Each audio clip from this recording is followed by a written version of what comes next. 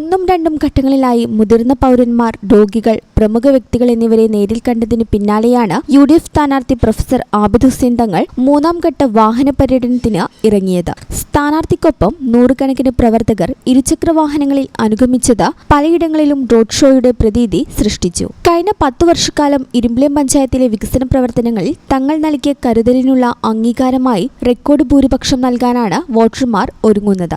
ഓരോ സ്വീകരണ കേന്ദ്രങ്ങളിലും കുടുംബയോഗങ്ങളിലും കാണപ്പെടുന്ന അഭൂതപൂർവമായ ജനപങ്കാളിത്തം UDFന്റെ ആത്മവിശ്വാസം വർദ്ധിപ്പിക്കുന്നു. ഒരു ജനപ്രതിനിധി എന്നതിലുപരി ഒരു സുഹൃത്തിനെ പോലെ കുശലാന്വേഷണം നടത്തി സ്ഥാനാർത്ഥിയെത്തുമ്പോൾ വലിയ ആവേശത്തോടെയാണ് വോട്ടർമാർ സ്വീകരിക്കുന്നത്. കൊടുമുടിയിൽ നിന്ന് തുടങ്ങിയ പര്യടനം പുറമണ്ണൂർ തോട്ടിലാക്കൽ പാലം, പുറമണ്ണൂർ അങ്ങാടി, വെങ്ങാട് റോഡ്, മില്ലുംപടി, വലിയകുന്ന്, ലക്ഷം വീട് കോളനി, അമ്പാൾ, നെല്ലാണിപ്പൊറ്റ, കോട്ടപ്പുറം, വെണ്ടല്ലൂർ എന്നിവിടങ്ങളിലൂടെ കടന്നുപോയി. ഉച്ചയ്ക്ക് ശേഷം വെണ്ടല്ലൂർ മടത്തിൽപ്പടി, മങ്കേരി, മോസ്കോ അങ്ങാടി, വട്ടപ്പറമ്പ്, തിരുനിലം, ഇരുമ്പിളിയമങ്ങാടി, ആലംകൂടം വഴി വലിയകുന്നിൽ സമാപിച്ചു. UDF നേതാക്കളായ KM Gafoor, Basheer Randathani, V Madhusoodanan, Salam Valanchery, K Manuppa master, MV Azad, Ajayan ഉൾപ്പെടെയുള്ള പ്രമുഖ നേതാക്കൾ പര്യടനത്തിന് നേതൃത്വം നൽകി. യുവജനങ്ങളുടെയും സ്ത്രീകളുടെയും വലിയ പങ്കാളിത്തം പര്യടനത്തിനുടനീളം ദൃശ്യമായിരുന്നു. വരും ദിവസങ്ങളിൽ മണ്ഡലത്തിലെ മറ്റു മേഖലകളിലും പ്രചാരണം കൂടുതൽ ഊർജിതമാക്കാനാണ് UDF നീക്കം. ഈ ചാനൽ ന്യൂസ്, വളാഞ്ചേരി.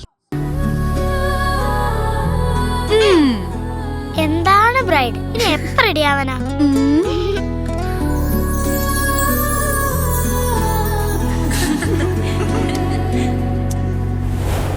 മരുപൂ പോലെ നിറമേകും MX, വെണ്ണിലാവായി എന്നുള്ളാകെ MX.